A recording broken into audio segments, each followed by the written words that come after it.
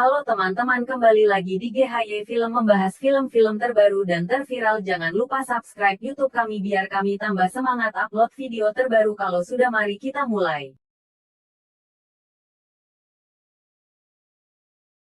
Berlatarkan di sebuah pondok pesantren khusus perempuan, seorang santriwati bernama Zahra Quratun Aini dikenal sebagai murid paling patuh, cerdas, dan teladan di pesantren tersebut. Oleh karenanya, dia menjadi murid kesayangan para guru. Zahra pun tak jarang ditunjuk sebagai ketua untuk mengarahkan teman-temannya dalam mengerjakan tugas. Suatu hari, pesantren ini kedatangan santriwati baru yang bernama Yolanda. Dia adalah seorang perempuan berandalan yang dipaksa ibunya masuk pesantren ini. Ustadz Jailani meminta agar Zahra mendampingi santriwati baru yang bermasalah ini. Dia berharap Yolanda dapat berubah selama belajar di sini. Yolanda pun satu kamar dengan Zahra, Ica, dan juga Gendis. Tak lama salah seorang guru yaitu Umiana masuk ke kamar untuk memberikan seragam baru kepada Yolanda. Yolanda pun mulai mengikuti kegiatan di pesantren ini, seperti rutinitas setoran hafalan surat hadis kepada Umiana di pagi hari, belajar di kelas, dan mengikuti pengajian di malam hari. Saat itu ketika Ustadz Jailani membahas tentang jin korin, tiba-tiba penjaga pesantren datang sambil membawa seorang santriwati yang sedang kesurupan. Yang ditugaskan untuk menemani manusia, jin korin.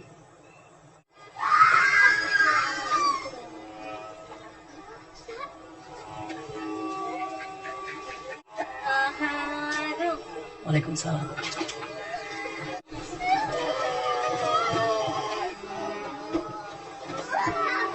Ustadz berusaha meruqyahnya. Tiba-tiba salah seorang santriwati ikut kerasukan.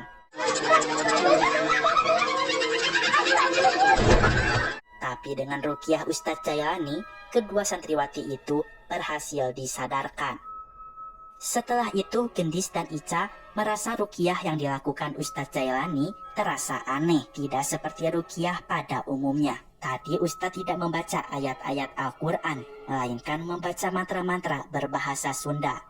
Yolanda menjawab jika dia tidak percaya sama sekali dengan kejadian tadi. Dia rasa dua orang santriwati yang kesurupan itu hanya mencari perhatian Ustadz saja. Zahra seketika beristighfar. Dia berkata, "Kepercaya boleh, cuman kejadian ini bisa menyadarkan kita bahwa manusia adalah makhluk yang lemah dan senantiasa membutuhkan pertolongan Allah Subhanahu wa Ta'ala." Keesokan harinya, ketika di kelas, Ustadz Jailani memberikan informasi penting kepada para santriwati, di mana pada ujian akhir, sebagai salah satu syarat lulus dari pesantren ini adalah melakukan ritual pemanggilan jin korin.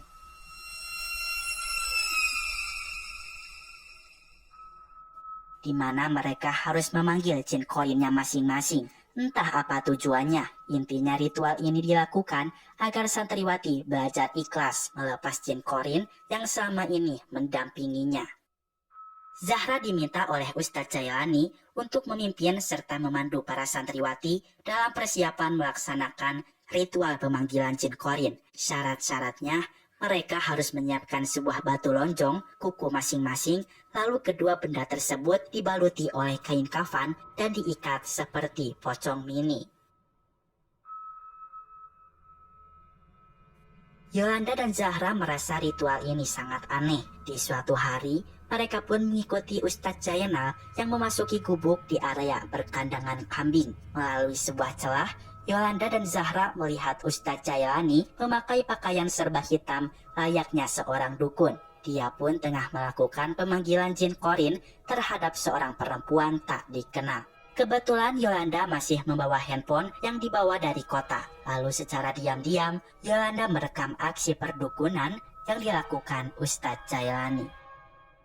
Mengetahui bahwa ini adalah ritual sesat, Yolanda menyuruh semua santriwati untuk berhenti potong kuku sebagai salah satu syarat ritual jin korin. Lalu dia menunjukkan rekaman amatirnya kepada semua santriwati. Mereka semua ketakutan, tapi jika tidak ikut dalam ritual ini, bisa-bisa mereka tidak akan lulus.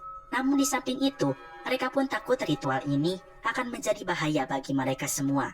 Para santriwati pun meminta tolong pada Zahra selaku pemimpin untuk berbicara langsung pada Ustadz Jailani bahwa mereka sepakat tidak mau melakukan ritual pemanggilan jin Qorin. Tetapi Zahra tidak bisa menyampaikan aspirasi dari teman-temannya itu karena dia takut kepada Ustadz Jailani. Dia pun akan tetap melakukan ritual ini demi bisa lulus dari pesantren dengan nilai memuaskan.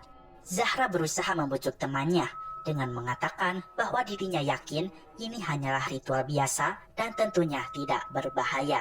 Pada akhirnya, para santriwati itu percaya dengan ucapan Zahra dan kemudian melanjutkan persiapannya dalam menghadapi ritual jin Qorin.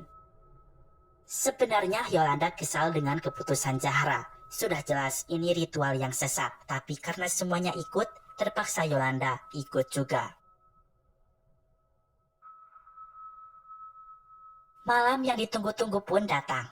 Ritual pemanggilan jin Qorin akan segera dilakukan. Tiap-tiap santriwati diminta untuk melemparkan batu dan potongan kuku yang telah dibaluti kain kafan itu ke sebuah lubang yang telah digali. Sebelum itu, mereka disuruh membaca potongan mantra berbahasa Arab dari Ustadz Jailani. Ini sangat menggeengkan sekali. Hujan pun turun membasahi tubuh mereka, disertai gemerlap petir yang bergemuruh. Wassamawati والسماوات wal ardi والأرض Allahumma اللهم jizalaikal basar. جس عليك البشر. Lemparkan.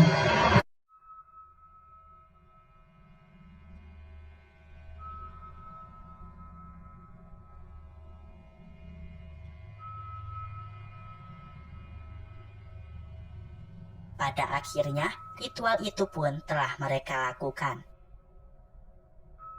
Setelah ritual dilakukan, keadaan pesantren mulai tidak baik-baik saja. Banyak santriwati kesurupan karena serangan Qorinnya sendiri.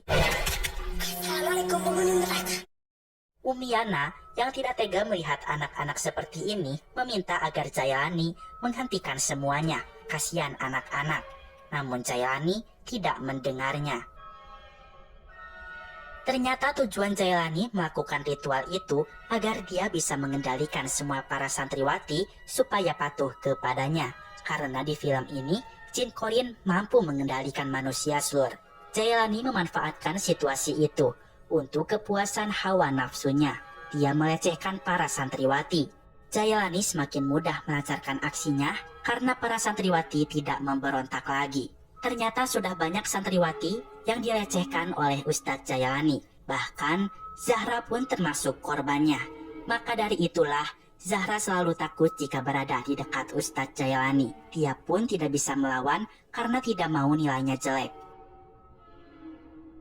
Zahra menyesal sudah patuh kepada Ustadz Jailani hingga menyebabkan teman-temannya jadi terancam bahaya. Selain itu, dia merasa malu karena orang akan menganggap bahwa lulusan pesantren itu pasti anaknya alim dan suci.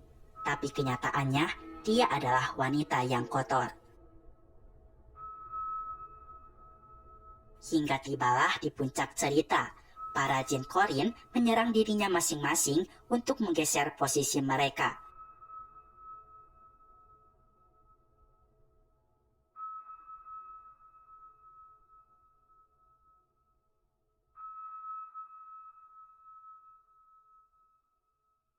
Umiana berusaha berdoa, meminta petunjuk agar masalah di pesantren bisa terselesaikan.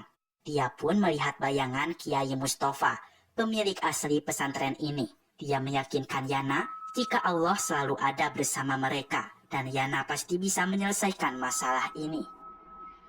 Umiana kemudian membawa air botol yang telah didoakan, lalu meruqyah satu persatu santriwati yang sedang diserang Qorinnya sendiri. Hal itu tidaklah cukup. Masih ada Qorin Ustadz Jailani yang siap menyerang mereka tanpa ampun.